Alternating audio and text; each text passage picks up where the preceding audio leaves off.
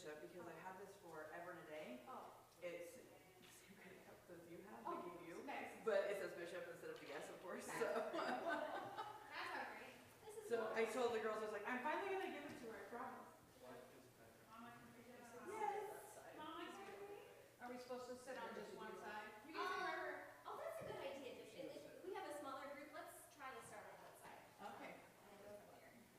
We can do that. There it is. There's the button. And if you were, yeah, pretty close to. There's the button to turn. Oh. I think it's raspberry. Oh, right. What is that?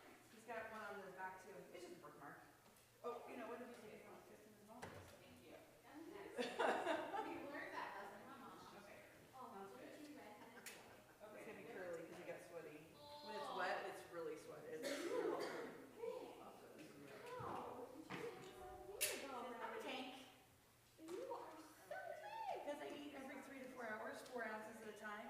Oh, you're so short. And 6 ounces twice a day. You'll be happy. Here we brought our little Jesus to take a picture of him in Greenfield. Because we like to travel. Okay, I need to mark down what we ate before we left. Because yes, I have an app for that. Hi. Wait, today? Oh, it is red today. Sometimes it's not red. Sometimes it's blonde.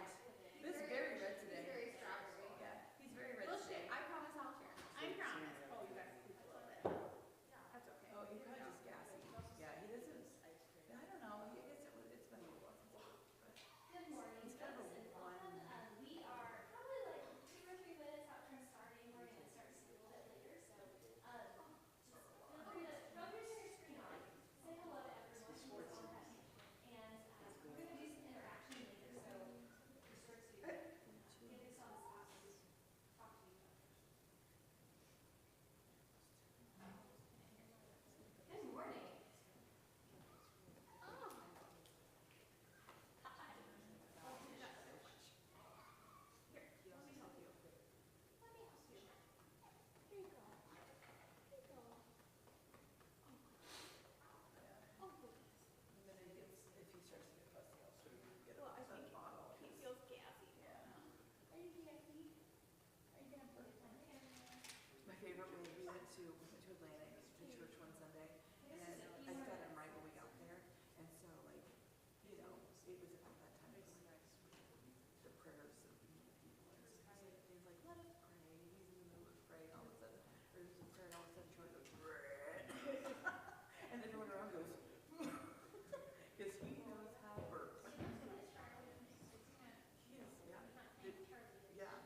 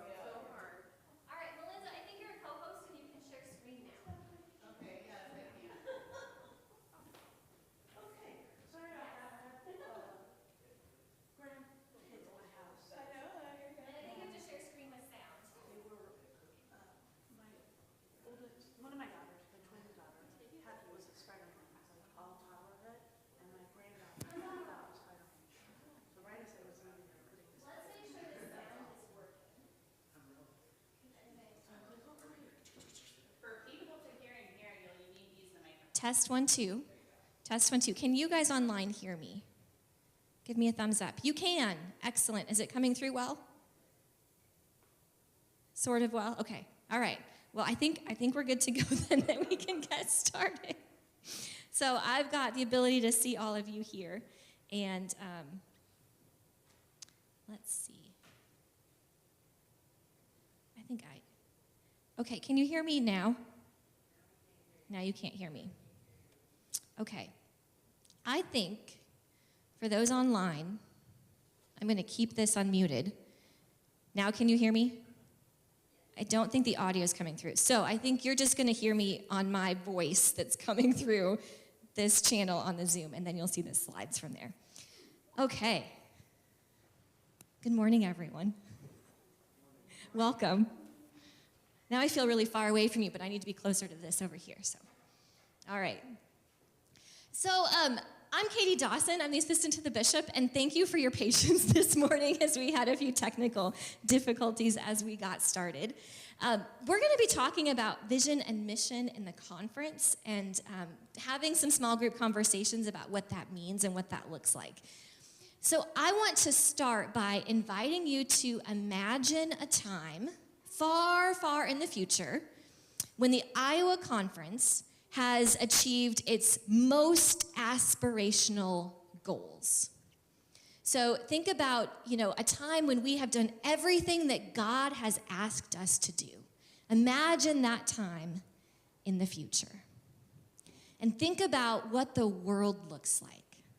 I'm going to give you 45 seconds to imagine what the world looks like, because we, as the Iowa Conference, have done everything that we promised we would do.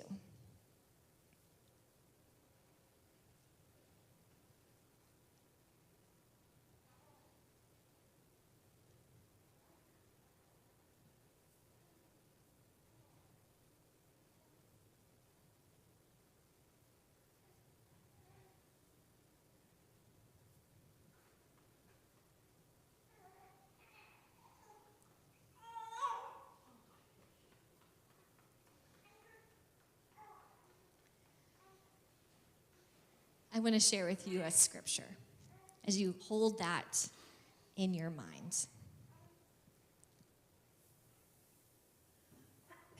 Can we go to the next slide?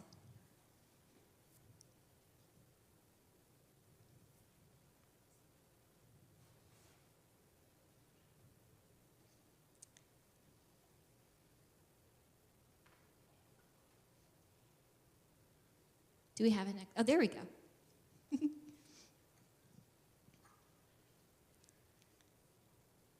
I think we've just got a delay on the stream, is what's happening. So I'm going to read the scripture for us from Habakkuk. Habakkuk 2, verses 1 through 3. What's God going to say to my questions? I'm braced for the worst. I'll climb to the lookout tower and scan the horizon. I'll wait to see what God says, how God will answer my complaint. Then God answered, write this. Write what you see. Write it out in big block letters so that it can be read on the run. This vision message is a witness pointing to what's coming. It aches for the coming. It can hardly wait. It doesn't lie. If it seems slow in coming, wait. It's on its way. It will come right on time. God spoke. God said, write this, write what you see, write it out in big block letters so it can be read on the run. And when God gives us a vision, it aids in our momentum. It paints a picture of the future that drives us forward because we can't wait to get there. God's vision aches for the future. Do you see that? It aches for that coming. It takes all of our trajectory and it pushes us on. Michael Slaughter writes in his book, Momentum for Life, that faith is looking forward, living with a forward focus. And a vision is big enough and it's bold enough and it's so clear that it moves us all forward into the same direction. Well, friends, we are going somewhere. As the Iowa Conference, we have a vision and a mission. And these have been brought forward throughout the last couple of decades as leaders have discerned, and we've put together groups that have done this work, like the bishop's operational team. And, just really succinctly, what we talk about is hope made real. God's hope made real through faithful leaders, through fruitful communities, and through fire-filled people. So that vision is really clear and it's concise, right? It talks about our relationship with God and about how we live that out. It describes the work that all of us do, leaders, paid and unpaid, communities of faith, churches, camps, campus ministries, fresh expressions. And it talks about the people throughout our whole conference, young and old, clergy and laity. There's no designation of status or race or sexuality, nothing. It's just we are people who are filled with the fire of the Spirit. So if you think about this vision, I want to ask you a question, and I want you to respond honestly. Do these words ache for the future? Do they ache for the future? Give me a thumbs up if it's like, yes, I can't wait for this to happen. But give me a, or no, they don't ache for the future. How are you guys feeling? I'm looking at you online too. What do you think? We've got some thumbs up? Yeah. There's some energy around that, right? I want us to think, though, about whether or not all the things that we dreamed when we first started, I gave you that kind of goal to think about what this world looks like. Would any of you be willing to share maybe a word or a small phrase of something that you see in the future if we did everything we said we were going to do? You can put it in the chat if you're online, and I can read it out loud for the rest of folks. What's a word or a phrase that describes that vision that God gave you for the future? Unity. What else?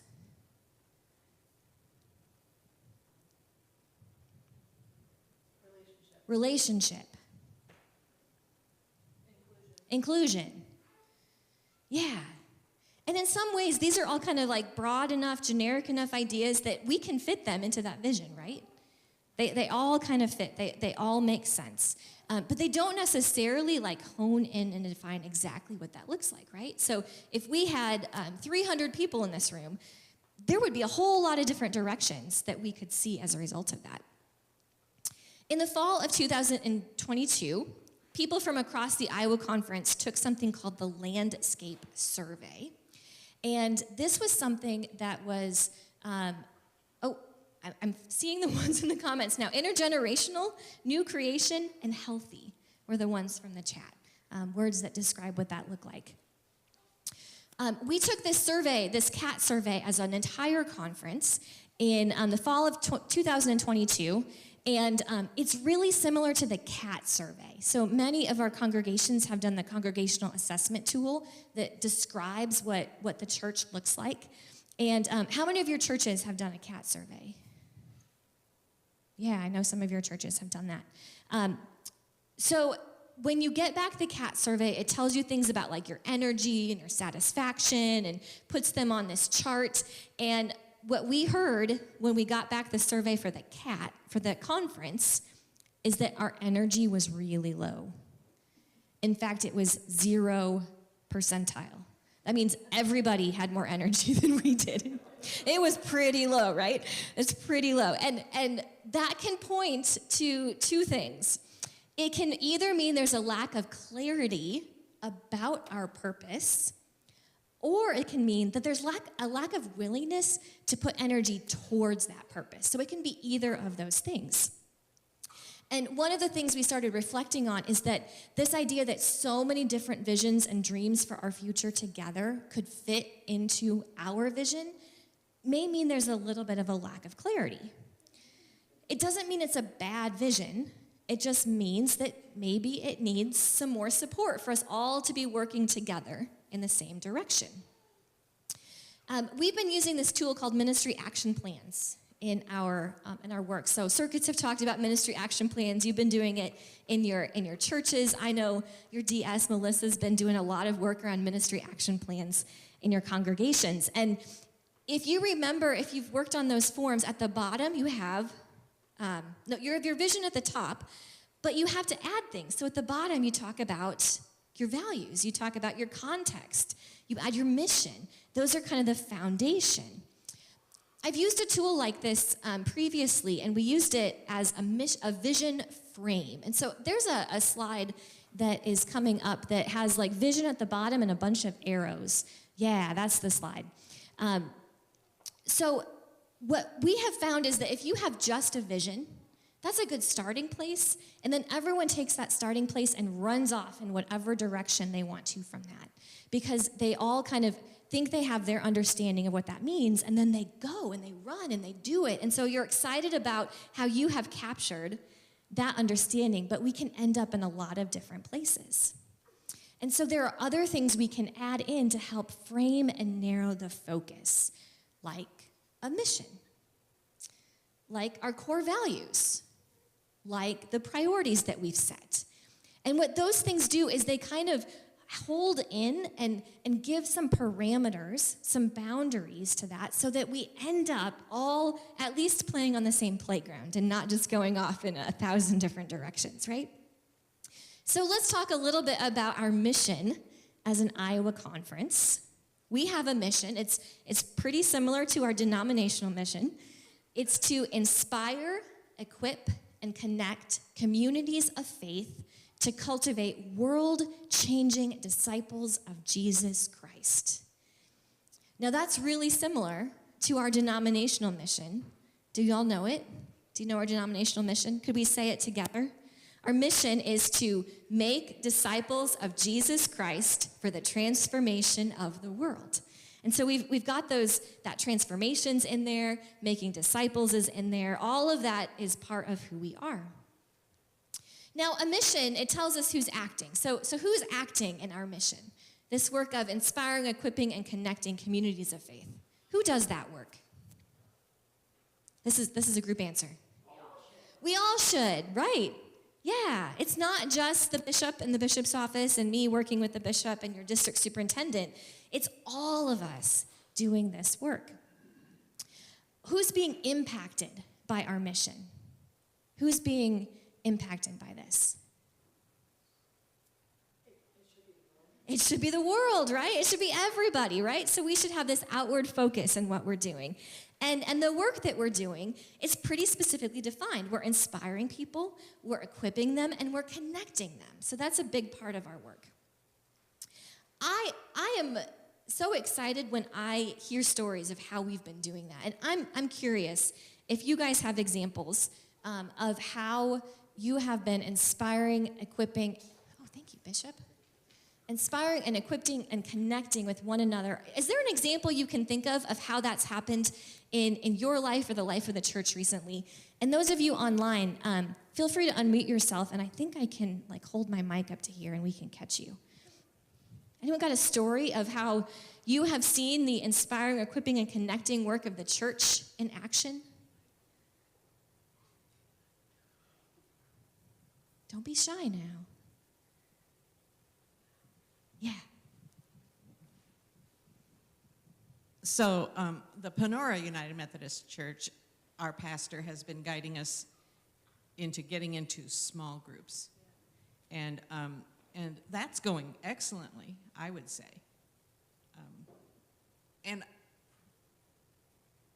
I'm retired, but there are some young moms, in the small group that I'm involved with, and they're excited. They're excited, and that's cool. Awesome. So small group ministry and connecting with young moms. Yeah. See, your DS is excited. I'm Sheree Miner, and I'm the director of Mobile United Methodist Missionaries. And that's my whole work, is to help small churches or communities of faith offer most of what we do is Bible school in the summer. And wherever I go, it's a little different with every church or community. But two things happen. You see churches meeting families that they didn't know were there in their community. The other thing you see happening is that all of a sudden they realize, yes, I can do ministry. And almost everybody has had some kind of experience. The people volunteering have had some kind of experience with Sunday school or Bible school in their past, but it brings them around to remembering, oh yes, I remember this. And it really does build relationships. What I've learned over the years, both in my own church and working with Mom, is that kids need time and attention, and their families need you to spend time and attention with their kids. Families need support. And that is a way I believe all of us in the church can make a difference. Yeah, so families needing time and attention. And we get to offer that. Anyone else want to share? Anyone online want to share anything? All right, I'm going to keep us going. We're going to have opportunities to share as we go as well. Oh, I was waiting to see yes. if anybody online.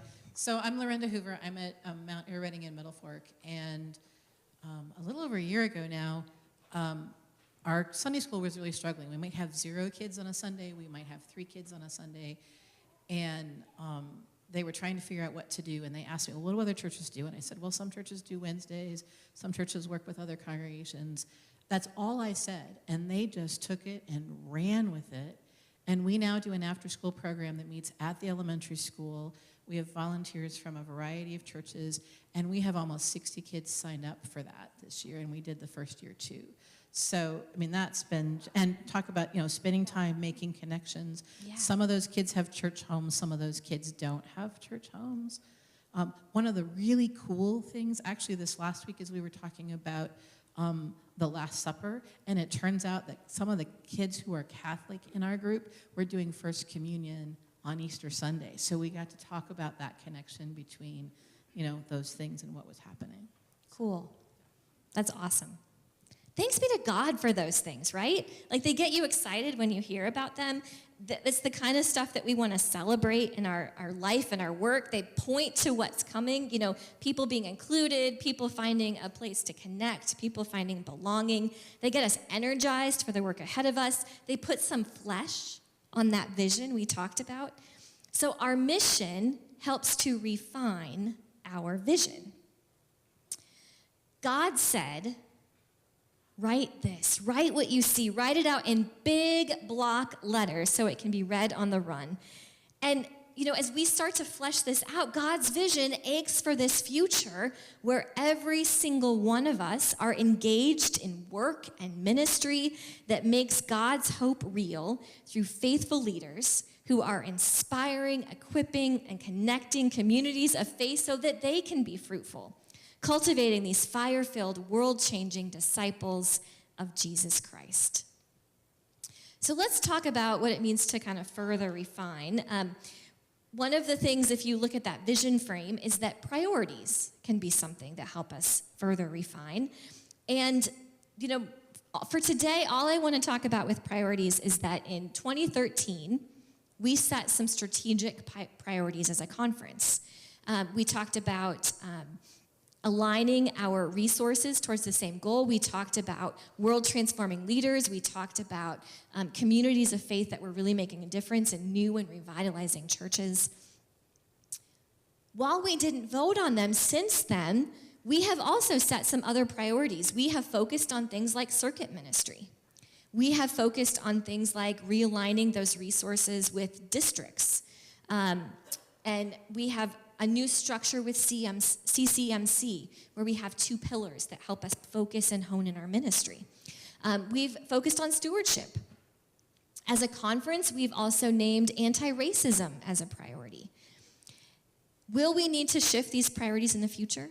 Absolutely, because priorities are meant for a season, and seasons and contexts change.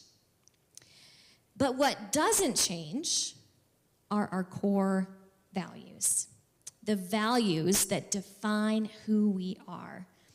And the truth is, as a conference, we have not done the work to discern together what our core values are. We have not defined what it means to be United Methodists in this place. And so that's going to be part of our work today. We want to listen for how God is speaking, not just in the world, but through you. And we're going to take some of these pieces to help us hone in on our values. So I want to share again that scripture that we started with. What's God going to say to all my questions, all my wanderings about what the world is doing and how are we going to be relevant in the world today? I'm braced for the worst. I don't know what's coming, and I'm just ready for the worst to happen. I'm going to climb to the lookout tower. I'm going to lift up prayers. I'm going to scan the horizon. I'm going to wait and see what God says and how God will answer these concerns and these complaints and these worries that I have. And God answers. Write this. Write what you see. Write it out in big block letters so that everyone can understand, so it can be read on the run, so it's plain as day to everyone you meet. Write this. This is the message that's pointing to what's coming, and it aches for that future. It can hardly wait. It doesn't lie. If it seems like it's slow in coming and it feels like it's been a long time since we've had really deep clarity about who we are and what we're here to do, wait. Because it's on its way. And it will come right on time. We're going to take some time now to listen as Bishop Kennetha leads us and think about our values and think about what values are as we work to clarify those values. One of the things I really appreciate about Bishop Kennetha, and if you've done our Lenten study on the Psalms, you know this. She's a teacher. And so her ministry and her presence really challenges and equips us, gives us the tools that we need for the work ahead of us. So Bishop Kennetha is going to take about the next half an hour or so to help us think a little bit deeper about our values. For those of you online, how you doing? Can you hear? Are you caught up? Okay. All right. Bishop, here's the mic. Thank you. I've got a mic. You've got a mic there. I'm all wired. Thank you so much. But I'm going to stand over here so that the folks online, I can make sure that they hear me. I normally like to be closer to you, but that's not going to work both ways. Welcome, everyone. So grateful for you to be here at Greenfield United Methodist Church, and thank you, Pastor Melinda, there she is over there, for your hospitality. Really grateful for the church. Thank you, DS Melissa, for being here as well, and Liz Winders, who is our communications director, and for Katie Dawson for her excellent work in introducing us. So I'm going to talk a little bit about clarifying values, and I love that image in Habakkuk of write them in big letters so that you can and that they can be read on the run. Because as Christians, we should be on the run. We should be on the move. And when you're on the move and you're on the run and you're in the hurly-burly of doing ministry in the kind of world that we live in, you're not sitting there looking for stuff in little bitty tiny print. You want it in big block letters, so impressed up on our minds, so evident in our actions that it can be read from a distance, okay? Pull the slide forward. I don't know if I should, I think we might be off on the slides. Okay, go one more. Okay, there you go. Stop right there. So values are individual beliefs that motivate people to act one way or another. They serve as a guide for human behavior. One of the pieces about our values that I want to talk about, and I will talk about, let me remember to stand over here, is that oftentimes we articulate values verbally, but what I'm talking about are the values that actually guide our behavior. So a value can also be understood as a person's principles or standards of behavior, one's judgment as to what is important in life. Okay, one's judgment that what is important, what actually guides our behavior. So there have been times in my life I'm up and down with this, off and on with this, but there have been times in my life when I would tell you, my whole life, I would have told you that good health is a value of mine. But then I would make these great plans for exercise programs, which I have done again this year. I did this year. It lasted for about 6 weeks, and then that was it. Because there are other things I value. And so I don't make time for exercise, right?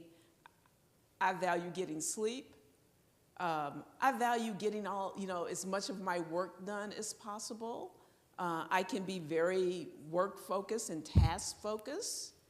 And even though I'm not saying that verbally, you can tell from my behavior.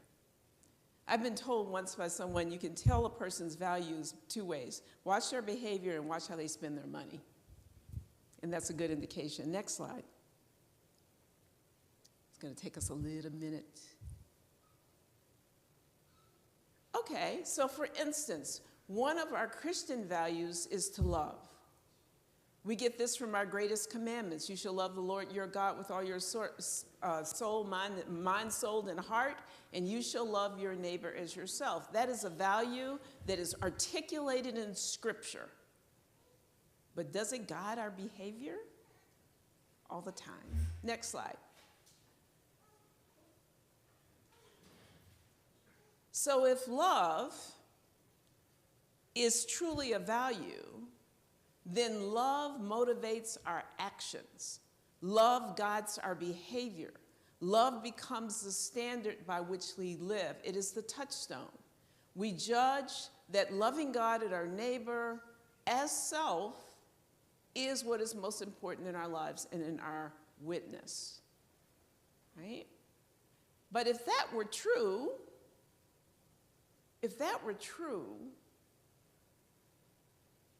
given that there is such a representation of Christianity in the United States, there is so much that would not be if we were motivated truly by love. If it were to guide our behavior, guide our actions, guide our thinking, right? Would we be quicker to forgive a wrong if love truly were to guide our behavior, okay? So this is the challenge, and this is the challenge just not of United Methodists or not just of Christians. This is a challenge, and let me have that slide back and disappear it. This is a challenge for human beings, that there is a gap between our stated values and our behaviors. There's a gap between our aspirations and our outcomes. There's a gap. Mind the gap. If you go to Europe and you're getting on one of the trains, it'll say, mind the gap, okay? There's a gap between our values and our behaviors, a gap between our aspirations, what we want, and the actual outcomes. That is the challenge that we face. And let me put it to you in some other kinds of terms. In local churches, many of our local churches are shrinking, or our congregations are aging. Yet we hear a lot of, we wish we had younger people. We want younger people. Not every congregation is like this, but a lot of our congregations. So there's an aspiration for younger people, but there's a gap between that aspiration and the outcome. That's a challenge, okay? Or there's a gap between stated values and beliefs and actual behavior. And let me give you an example. This is not a church in Iowa, okay? This is from my previous work with churches. A church that said, we really want children and youth in the church. The only youth kind of programming that they had in the church was a Boy Scout troop. But when I got to this church, the trustees were trying to figure out how to kick out the Boy Scouts. Why? Why were they doing that? Because they were making a mess.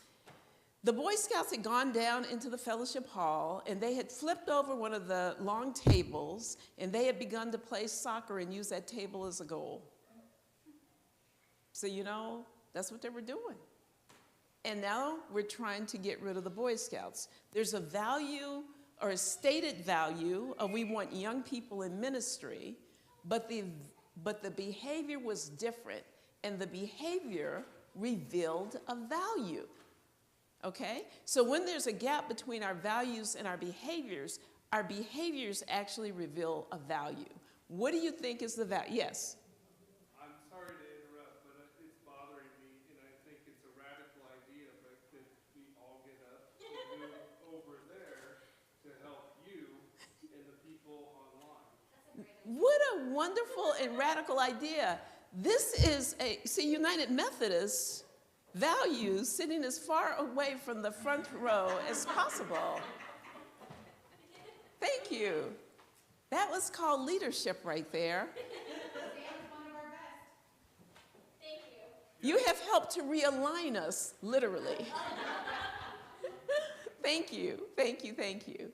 So there was a value that those trustees were acting out in their behavior. What was the value?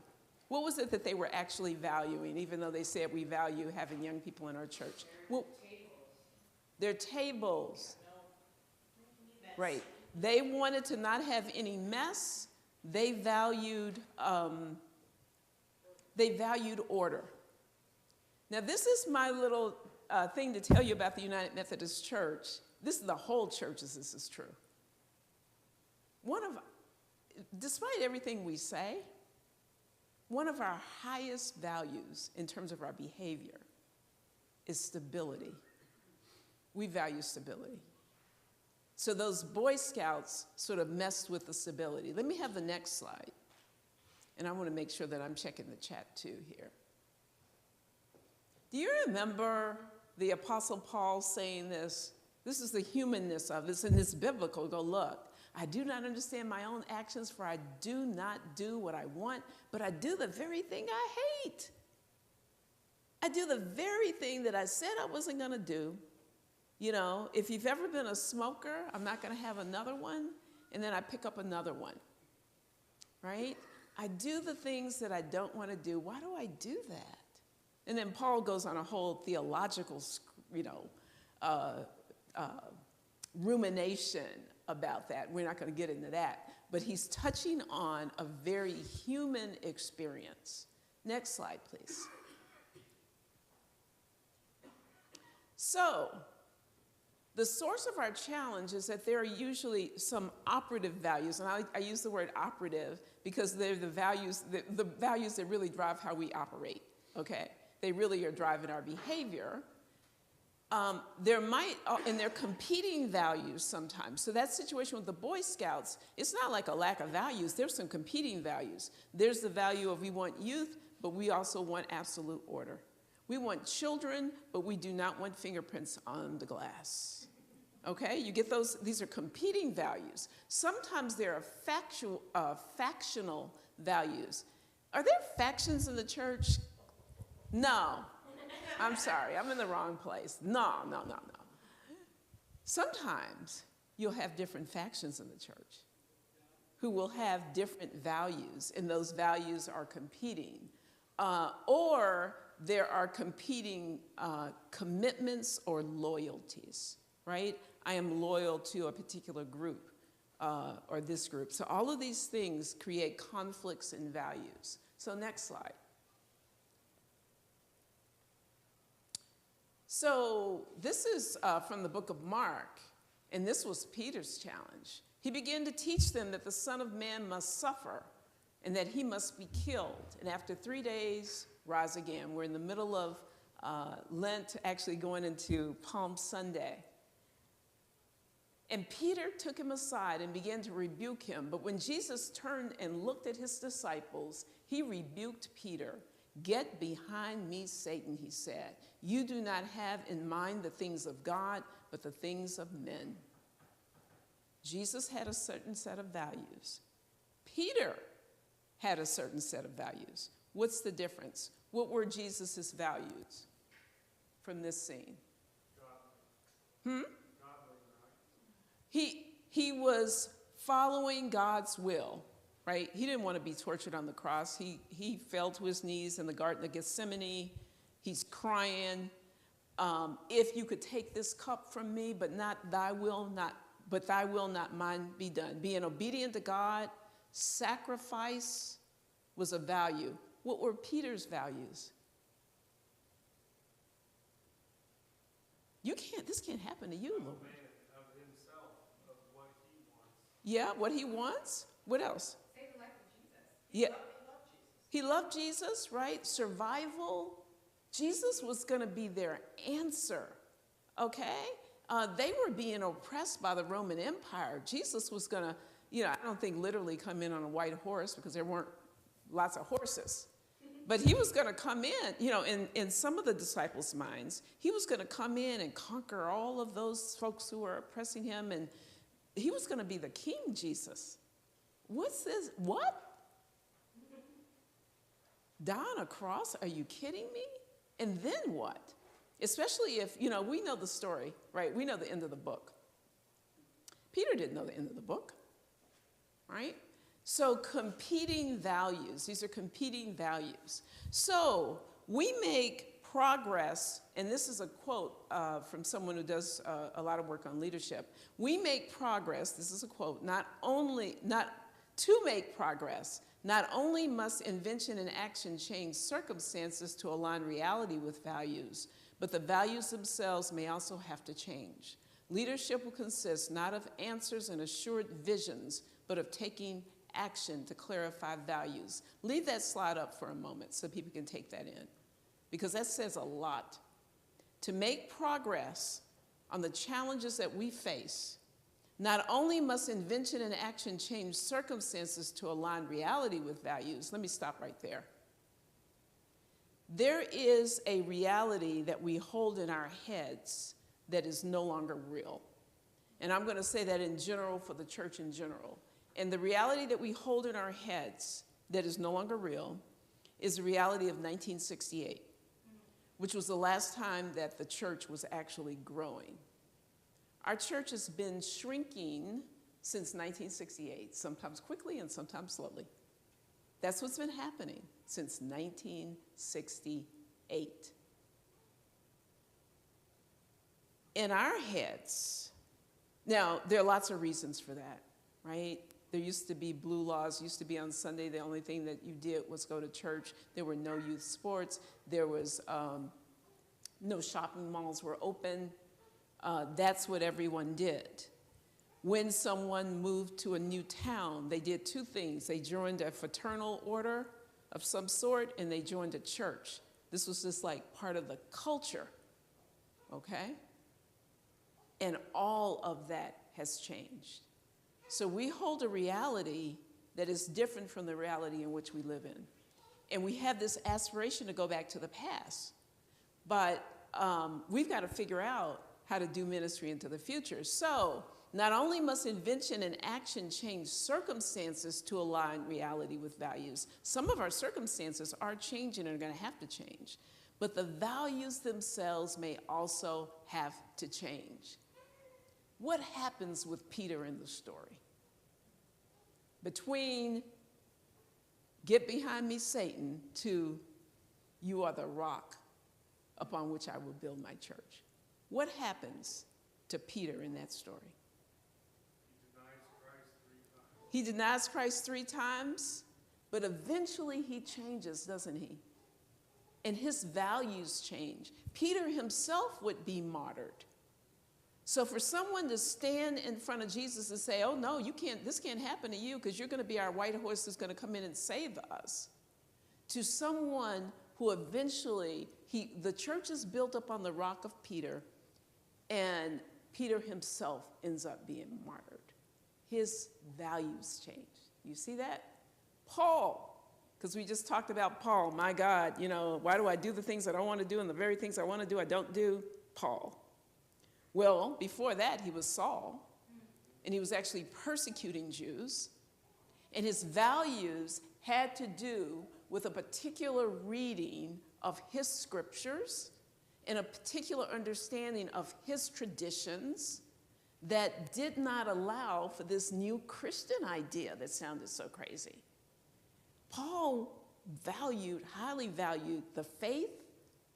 He valued stability. He valued all of those traditions that he had learned and grown up with all those years.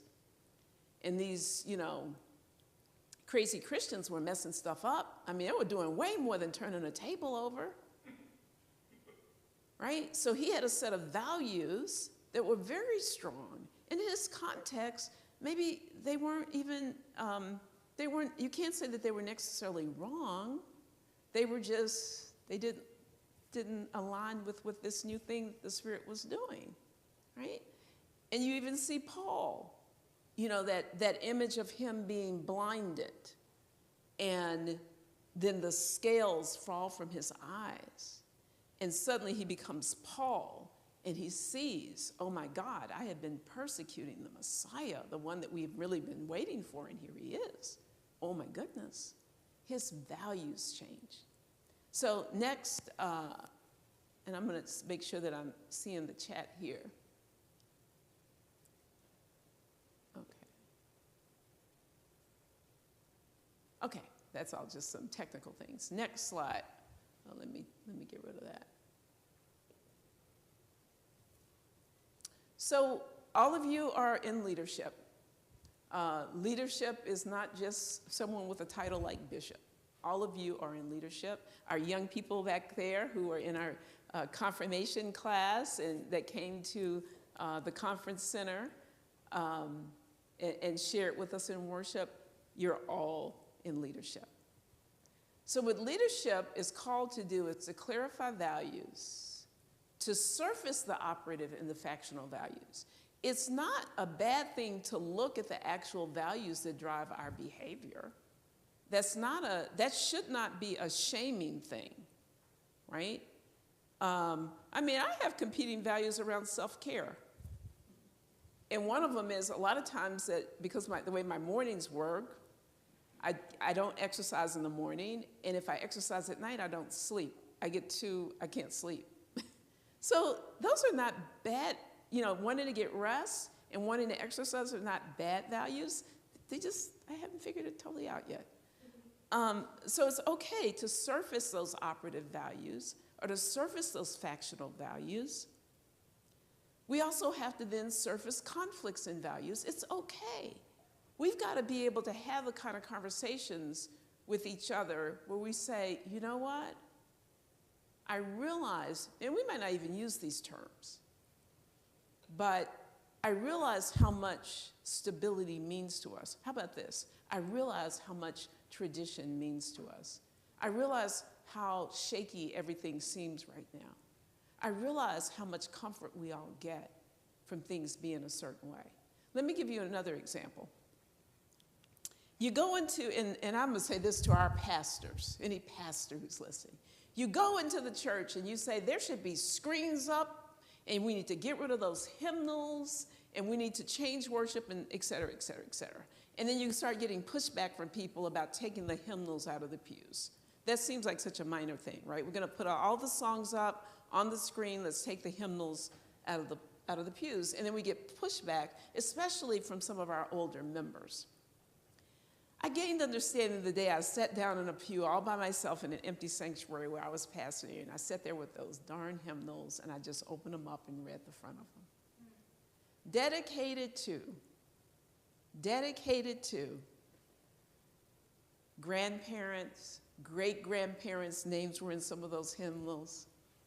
And I said, what they value is legacy, identity. Now, I can start out with they value stubbornness. But if I go a little deeper, then I realize that some of the competing values are legacy, identity, tradition, loyalty to family, right? Because, you know what, everybody just got over here, but you know how we sit in our certain pews. There have been generations sitting in certain pews, okay?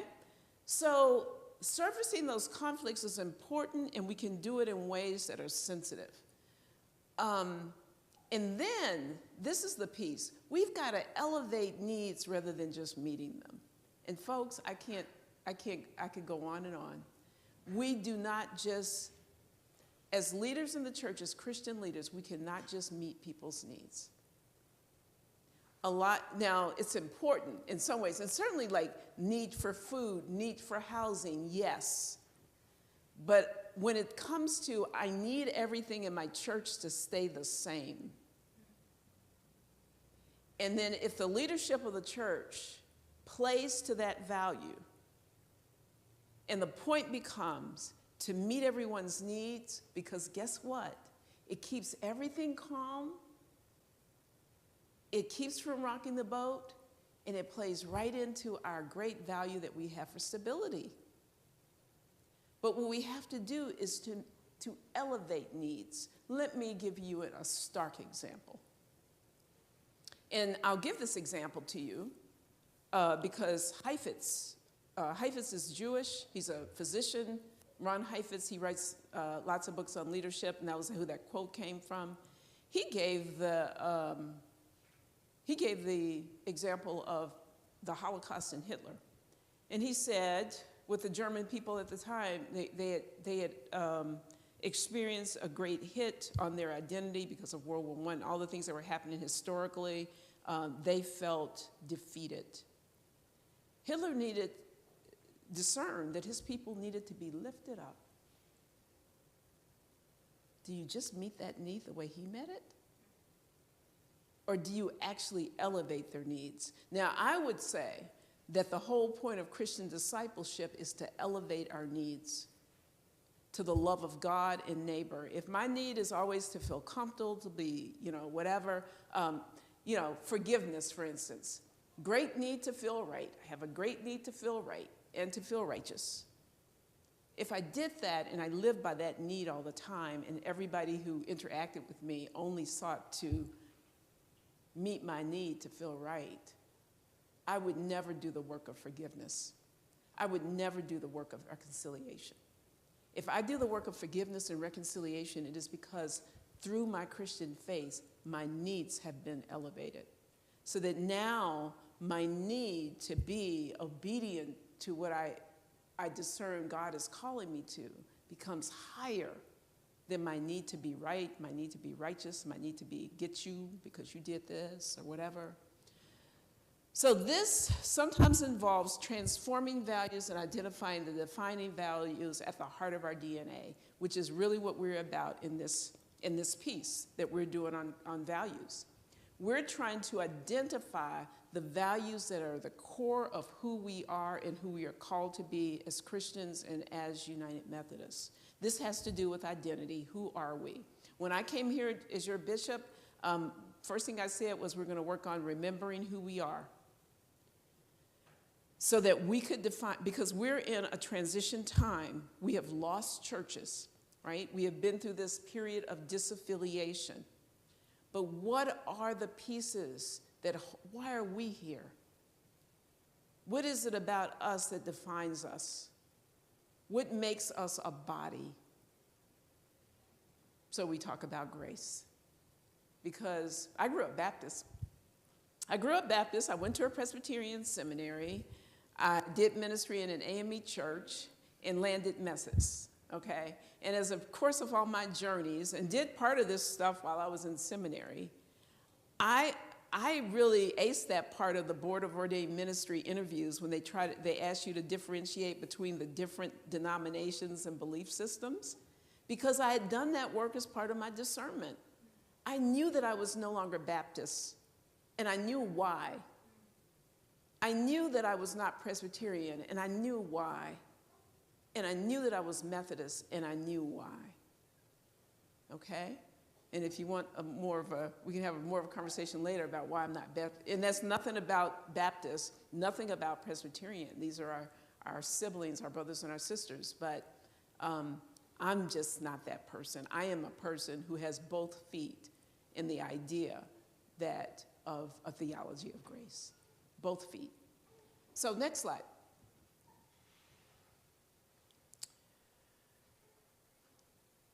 So here is Jesus, and we're in the story, you know where we left Peter. Here's Jesus elevating their values, elevating their needs. Then he calls the crowd to him along with his disciples and said, if anyone would come after me, he must deny himself and take up his cross and follow me. For whoever wants to save his life will lose it. Whoever loses his life for me and for the gospel will save it. Now, from the Peter who said, oh no, Lord, and wanted to go to battle, Okay?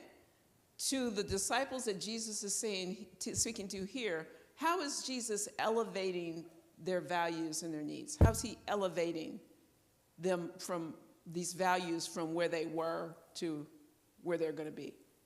What's he telling them that their values should be?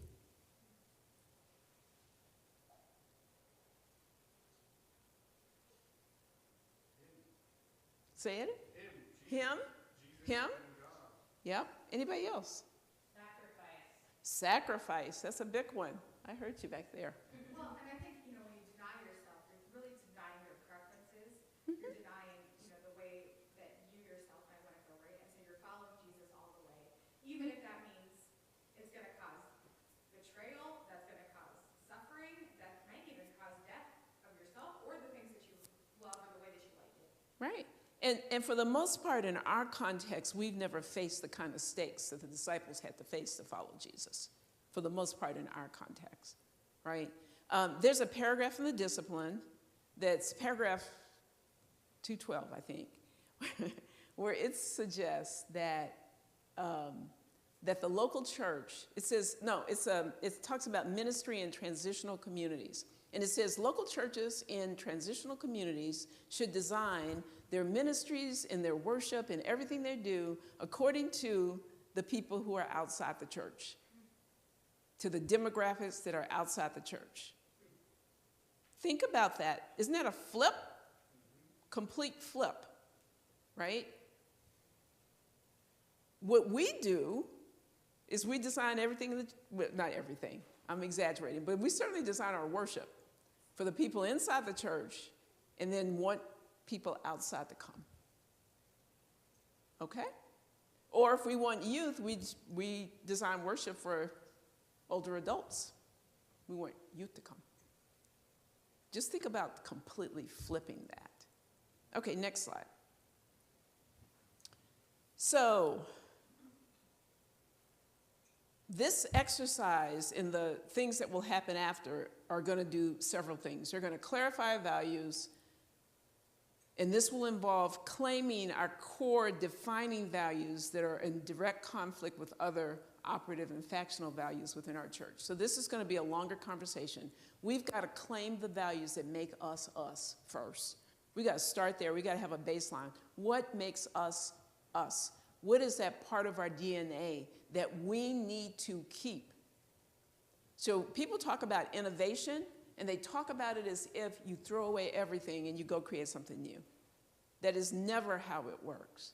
You find what is at the center of who you are, and then the thing that gets created in the future is always drawn on that wellspring of that original DNA. We are United Methodists. That theology of grace, no matter where we go, is going to hold.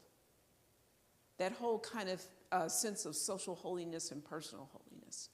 So what are those values? And I hear a lot of folks talk, I heard somebody say unity, connection. That connectionalism is particular to the United Methodist Church. Some other denominations are congregationalists. They are not connectional. They are one single local church separate from everybody else. All of our local churches are part of an annual conference. Our annual conference is part of a jurisdictional conference. Our jurisdictional conference is part of a bigger region, and in fact, we're connected to people in Estonia, in Kennetha. Okay? So, clarifying values can also help us to see ourselves clearly, who we actually are. Not dealing with conflicts in values will lead to aspirations that do not match reality and stated values that do not match behavior. If we don't do this work, we can just keep going just like we're going, because we never raise the questions. I will eventually figure out how to have a consistent exercise program. But it will only happen if I recognize that I don't have a consistent exercise program and don't examine the values that are at play in that. Okay, next slide.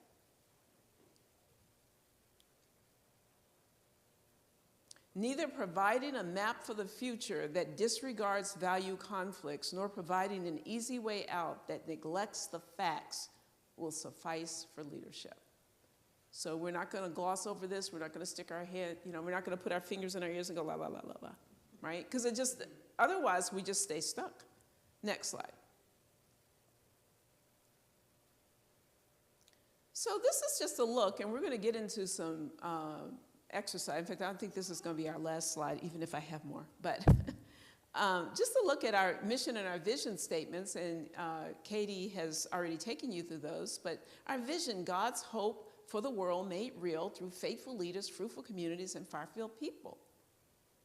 There are values of faithfulness in there, being faithful to God, fruitfulness, right? We're definitely saying we want fruitful congregations, passion, far-field, and God-centeredness. Those are some of the values that are revealed in that statement. The question is, we're going to talk about some values, but then we're going to talk about conflicts, right? Our mission to inspire, equip, and connect communities of faith to cultivate world-changing disciples of Jesus. Obviously, one of the values articulated in that mission statement is that we're outwardly focused. You can't do any of that world-changing disciples unless you're looking out, right? Not in. Effective local churches. If you'll notice, a lot of what our mission statement in fact does is it does focus on local churches. It doesn't say that we're influencing individual Christians, but through the local church is important, right? And our mission for Christ. So I'm going to stop there because we need to have some time for conversation, and thank you for listening, and I don't see anything in the chat, so I'm going to sit down. Thank you.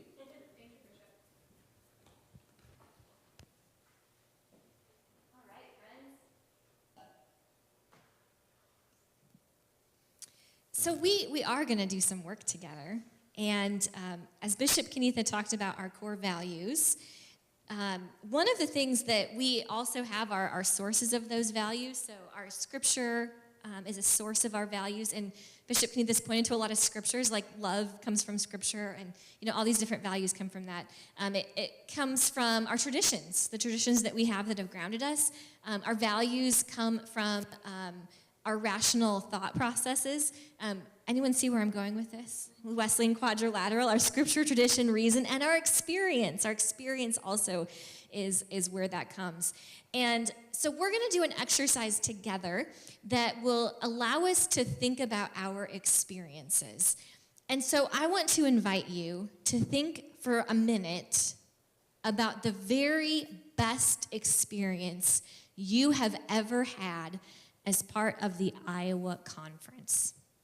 Think about the very best experience. Now, the Iowa Conference is all of us, right? It's not just a meeting that we have in June of every year, although it could be part of that.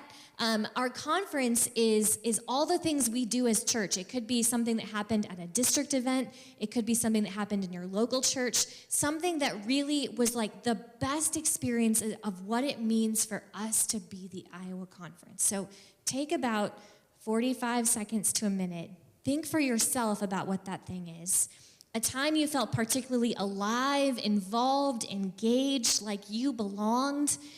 A time when you felt like, yes, this is what it means to be who God has called us to be. What was happening? What were you feeling? Who was involved? How were they involved? What factors made this the best experience possible?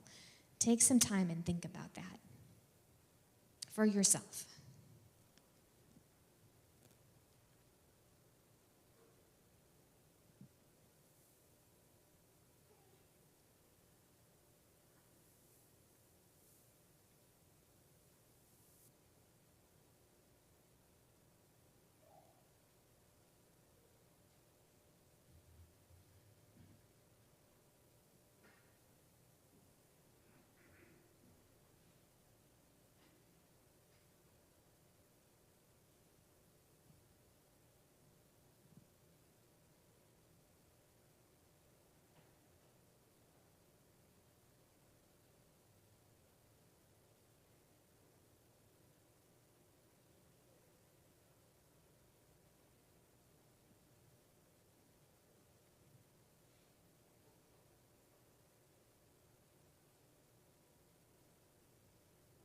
Okay, so you've had a moment to think about that story for yourself. We're going to invite you to share that story with one other person. And so for those of you on Zoom, I think we're actually going to stop sharing for right now so that we can do some group together. So if you're on Zoom, undo your camera. I'm going to put you in breakout rooms. If there are more than one person joining you on that Zoom, then I will probably put you guys together first. And so I'll kind of get the group set up. It may take just a minute to do that. For those of you in this room, I invite you to find one partner, and you are also welcome to go into the next room and refill your cup of coffee and get a cookie and sit at a table as we do this. So I'm going to describe what this looks like for this time of sharing. There are 3 parts to this.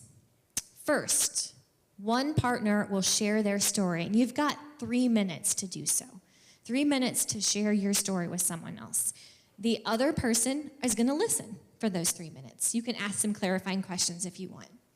Then I'll give you a note that 3 minutes is up, and we will go to the second partner who will share for 3 minutes. And I'll keep track. I've got my timer up here to keep us going. So 3 minutes of sharing for one person, 3 minutes of sharing for the next.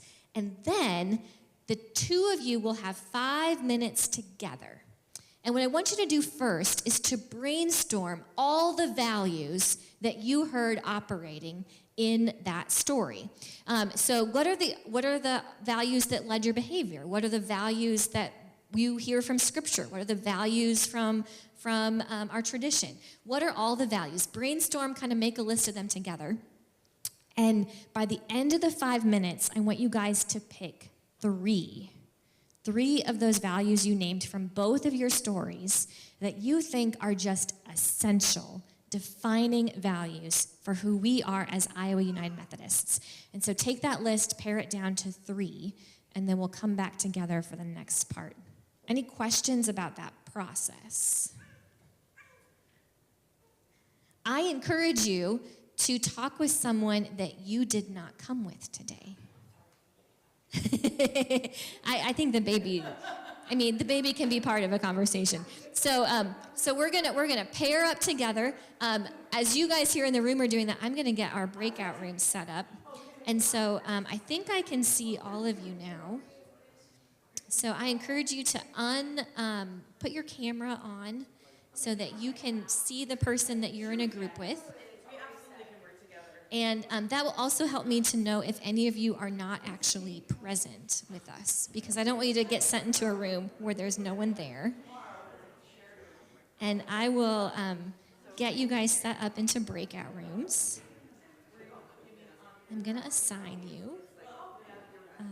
Let's see. 1, 2, 3, 4. Just so I know, Justin, Arlen, are you here with us? I'm not sure if they are. So I'm going to put them in a group together so that if they are, they can. All right.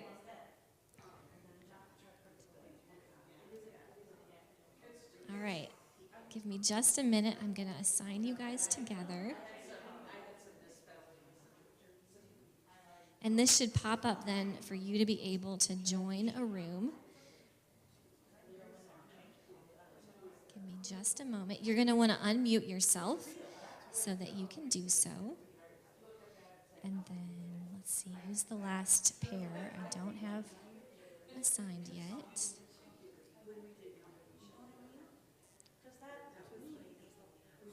Okay, here you go. You should now have the opportunity to move into your room. If you have any questions, just say something in the chat and I can find you.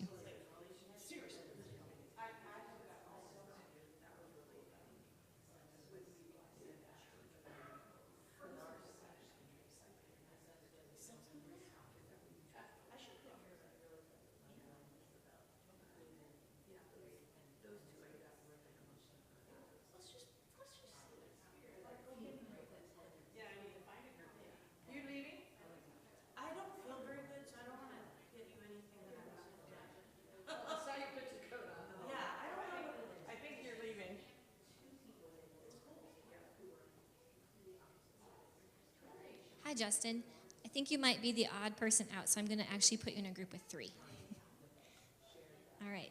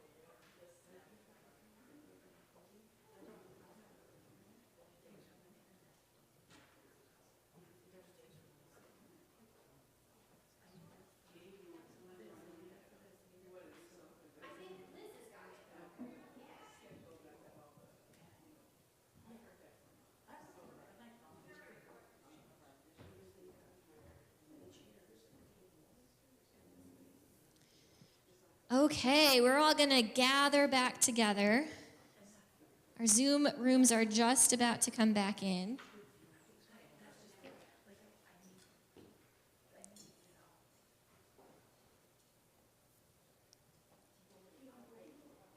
I think we're going to share in partners first, so we're not quite there yet. Yeah. I think it's got the mute button. You just have to hit it once real quick. But we're not going to share out quite yet. Okay, so you've had a chance to talk one-on-one with someone about your core values. We're going to do another iteration of this.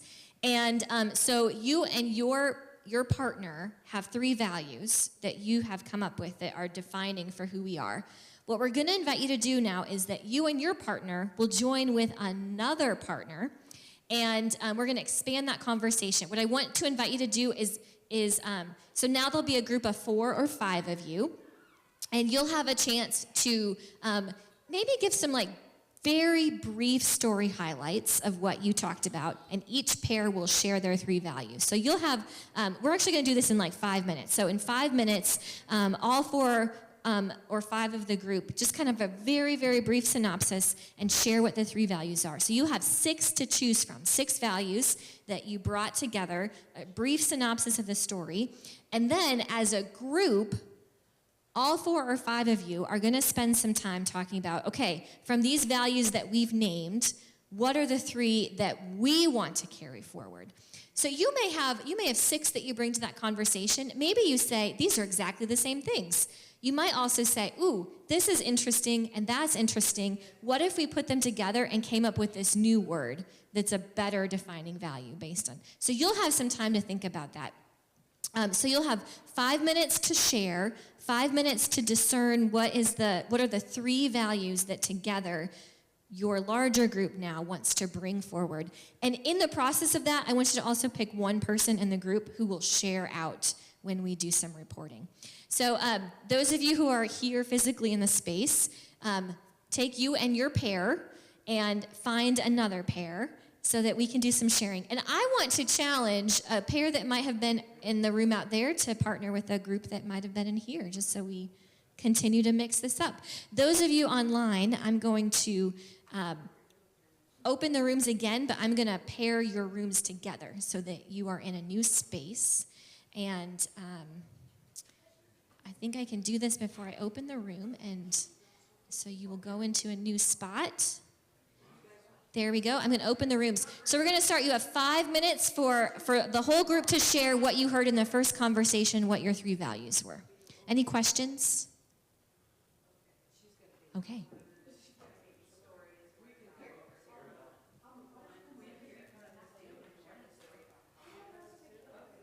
Not 15 minutes, 5 minutes.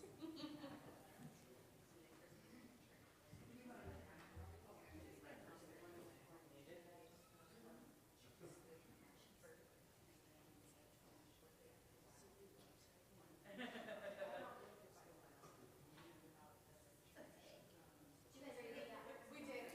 We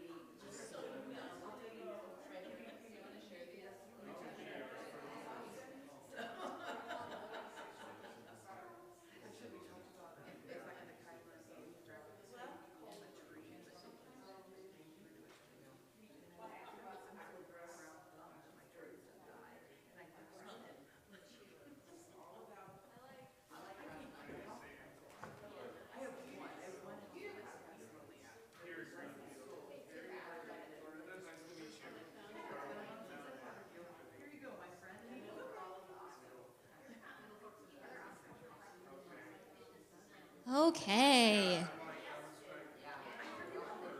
We've got our folks online have come back together, and our folks in the room are here together. And each one of, oh, there's my timer going off. Each one of our groups will now have an opportunity to share back out the 3 words that you heard to the larger group. And I think Bishop Kennetha has volunteered to write these down. And and Liz has a mic for those in the room. I'm not sure if those online can hear with that mic, and so I may repeat them as well. And so does any group want to go first to share your 3 words? All right, there's a hand up in the back. And for those of you who are online, you can use the chat feature and share there as well. So our values are fun, relationships, and being open to new ideas, experiences, and learning. So fun, relationships, and then the other one's more of a phrase, being open to, say that again. To new people, experiences, and learning, and ideas. Being open to new people, experiences, and ideas. Awesome. Awesome. Okay, I've got one from the chat. Yeah, go team, go team. They're giving themselves a high five back there. All right, so from the group that Courtney was a part of, the 3 words that are here are belonging, caring, and sharing. Belonging, caring, and sharing. Awesome. Let's do a group in the room. Which group wants to go next? So ours were loving action, Loving action, prayerful listening, prayerful listening,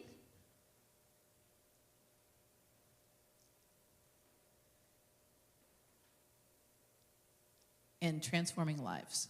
and transforming lives.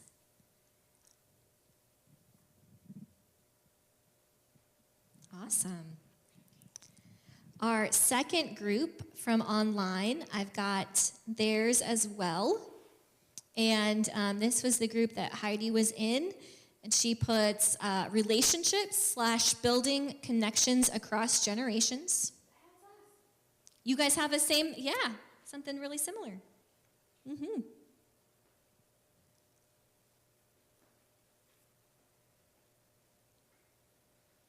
The next one is, I don't want to go too fast for our writer.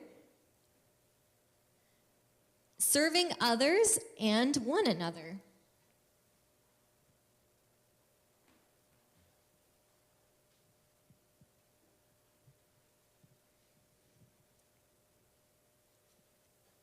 And the last one on the list was experiencing God and experiencing each other's stories.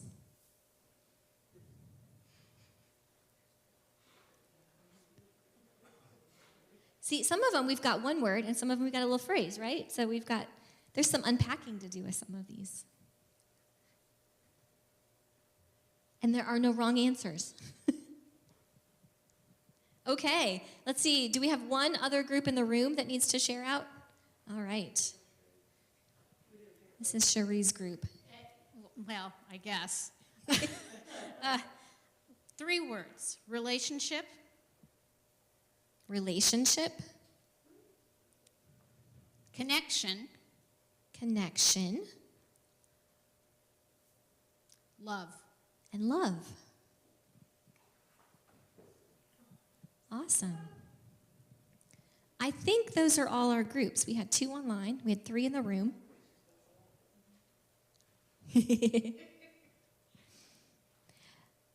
I am curious, as you see all of these on the board, what are some of your thoughts about seeing those values? Do you see some natural connection points between them, what you've heard? Yeah, this is kind of helping us to hone in on what it means to be United Methodist in Iowa. And so I want to share what we're doing with these. We are going to be taking the ones from this town hall and all the ones we're doing in other districts as well. And so we're going to be compiling all these together to see what are the common themes that are coming out of these so that we can, the bishop has the bishop's leadership team. And that group will take all of these values and kind of coalesce them, and what are the connections, what are the threads that really seem to be part of who we are. And do you want to say anything else about what we hope to do with those?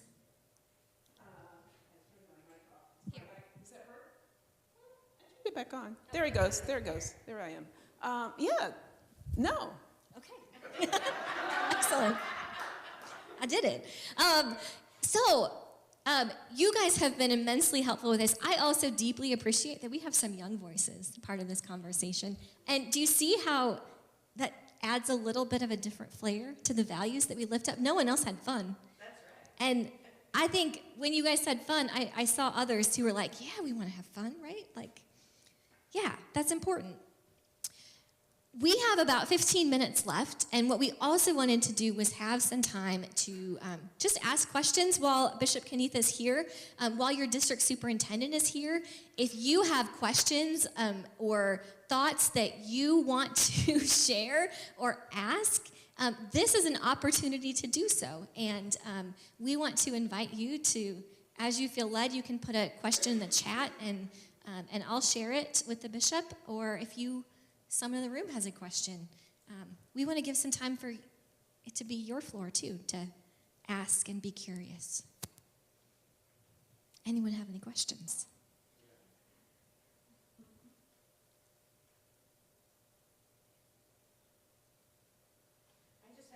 Let's get you the mic.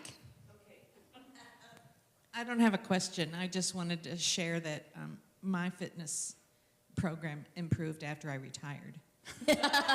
Don't give her any ideas. They said if you didn't hear that, Jane said her fitness program improved after she retired, and we don't want the bishop to retire yet. And see, I have these two athletic kids, right? One runs track and soccer and basketball, the other one all this. And should I even admit this online? But yes, I will say it, that they do pull-ups all the time, like on the door jams. I can't do a pull-up. I cannot do one pull-up. And my goal in life, before I'm 95, is to just do one pull-up. So anyway, yeah, I have to wait until I retire. It helps. Okay, thank you for making me feel better. As a former cross-country and track mother, sitting on bleachers, watching those athletic kids, Sitting on bleachers does not help. Yes, I know, but it constantly reminds me of what I can't do. Take heart. We're gonna. Up to the table counts. Oh, I didn't hear that. Pulling up to the table counts. Pulling up to the table counts. Yes. All right. That counts as exercise. All right. I have a question. Yes. Yeah, this is just so we can see our core value of fun, Bishop, is right here, pulling up to the table. Yes. There is a question in the chat. Will we be able to access the recording of this program? Yes. So Liz is recording them so that we have them available. What we haven't done, I don't know that we've published them so far, but because a good chunk of our time in the second half of this has been actually just small group conversation, and so those aren't recorded. But we have been capturing at least the presentation part at the beginning. And so I know at least it's been mostly the same presentation at each place, but I know that Liz has that, and we'll make that available. And if you want to find that, you can email Liz at communications@iaumc.org. I just have a question related to these values. What is the most fun that you've ever had in the Iowa Annual Conference? Ooh, is that a question for our bishop? For a bishop and for anyone. What's the most fun you've had in the Iowa Conference? Those of you online, put your answer in the chat as we're going. Bishop? Oh, do I have? No, you start. You guys start. I just handed it to her to hand the mic around. Okay.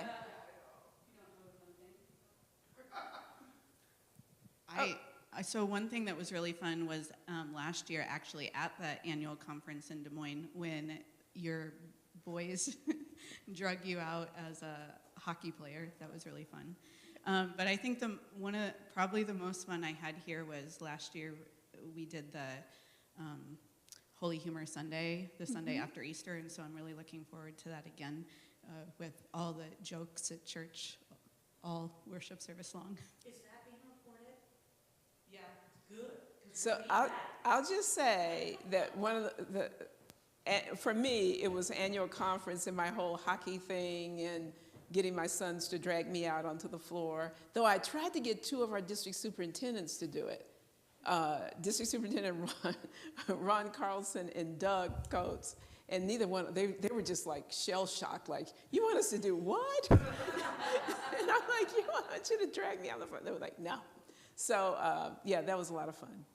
I have something more in store for this annual conference, because I love doing that. I used to do that in my, I used to do Christian education. So doing kids' sermons, doing, for the youth, I've done relay races that involve Jell-O. Like, have you ever done this where you had to put your foot in the Jell-O, in a pan of Jell-O, pick up a penny, and then I've done all kinds of things like that. One. Yeah, we could do that. That sounds like a good cabinet icebreaker. Oh, really? That's a good idea. Maybe not.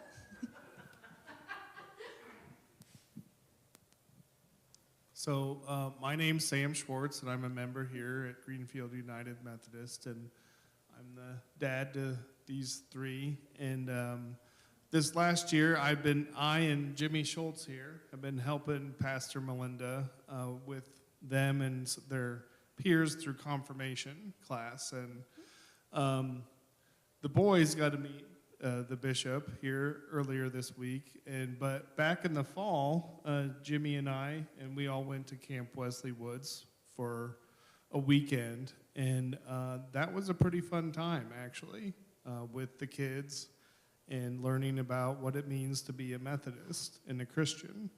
So that's my most fun time so far, I would say. Amen. And thank God for our camps.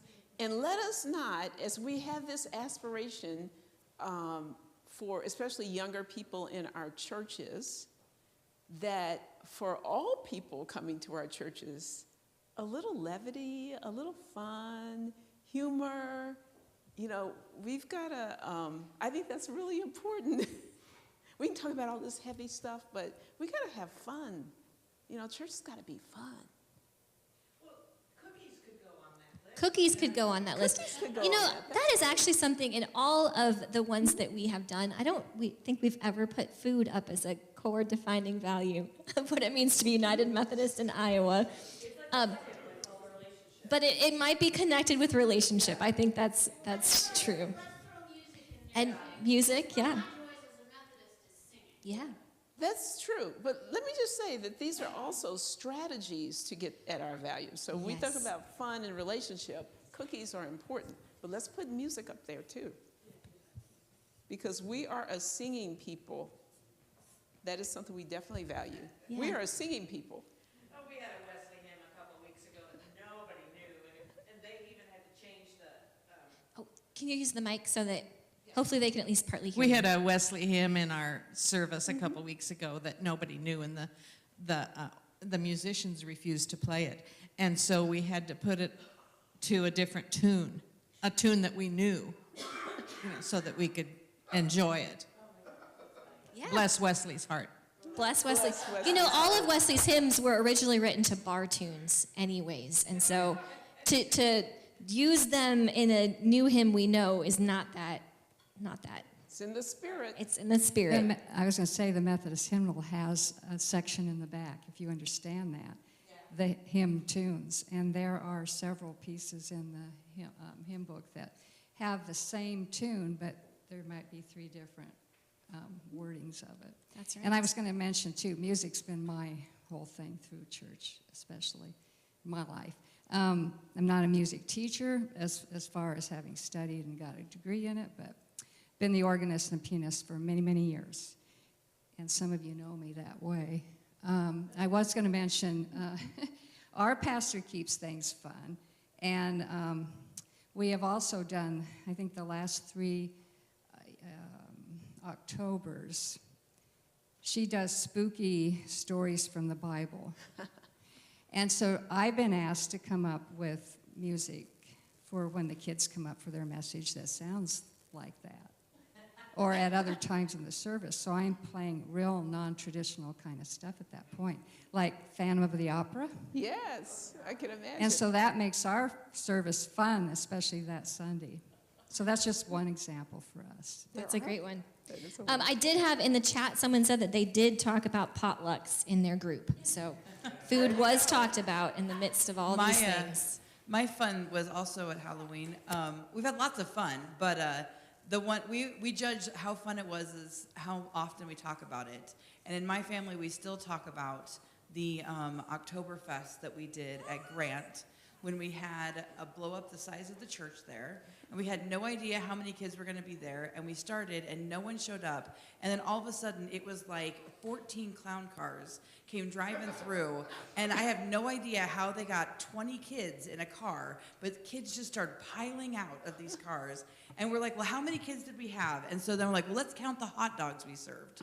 So we served so many hot dogs. And then one of the boys that were helping, that came up from Villisca to help, he goes, yeah, but I had 15. So we still talk about that to this day because it was so much fun. That's funny. We had fun last year. At Easter, I gave all the kids got a whistle, and every time I said resurrection during the sermon, they got to blow their whistle. And even Sam, who didn't much like the idea of blowing whistles in church, by the end of the service, he thought it was better, right?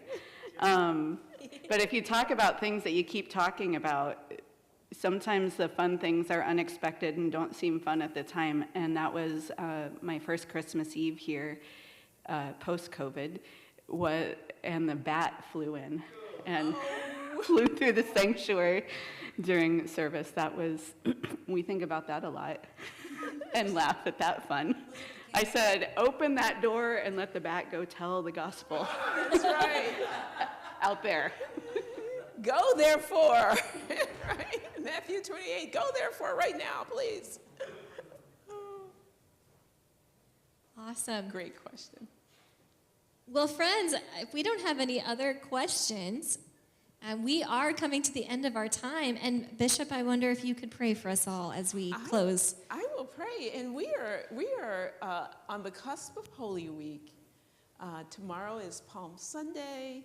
And then many churches will have a Maundy, Thursday service, a Holy Thursday service, and then Good Friday, and the next Sunday will be Easter. So we are yet again rehearsing the whole story and experience of the Passion that is so important to all of us because it has changed our lives. Join me in prayer. Gracious and loving God, this is the week that we remember that the crowds shouted Hosanna and then turned right around and shouted, crucify him. We remember, O Lord, the betrayal. We remember the denial of Peter. We remember your utterances from the cross. My God, why have you forsaken me? And Lord, as we remember, we place ourselves in the story because we have cried Hosanna and then cried, crucify him. We have denied you, maybe not verbally, but sometimes in our actions. We have wanted some other outcome other than a cross. But Lord, you have redeemed us, forgiven us. In fact, oh Lord, you died for us. That is how deep is your love. So as we walk this journey through Holy Week, let us look forward to the hope of Easter when we will all shout in unison, he has risen indeed. Bless us as we go out from here. Bless us with your peace, your joy, and most of all, your hope. Help us, oh Lord, in our day-to-day lives to just have some fun. In the name and spirit of the Christ, amen. Go in peace, friends, and thank you so much for being here. You have been wonderful, and this has been a lot of fun, so thank you. Yes, everybody. Yay! Thank you, everyone. It was good to see you.